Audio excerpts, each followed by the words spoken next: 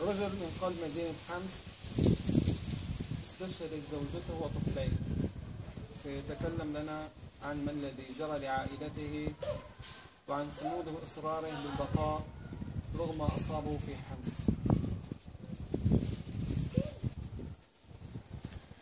أول شغلة بسم الله الرحمن الرحيم، والله يتقبلوا بين الشهداء.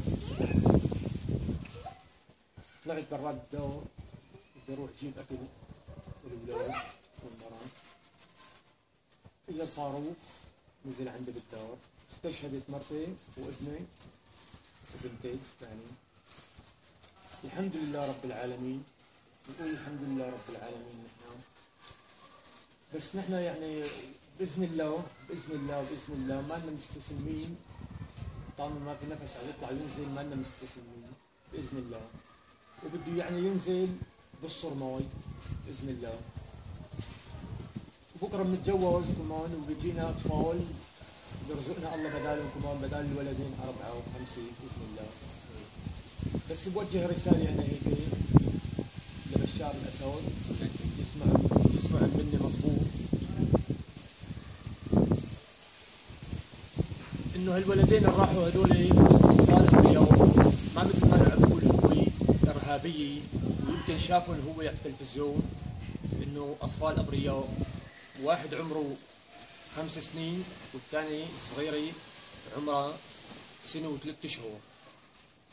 وبنقول الحمد لله رب العالمين، الحمد لله. بس بده ينزل بإذن الله، وطالما ما في نفس عم يطلع وينزل بده ينزل بشار بإذن الله.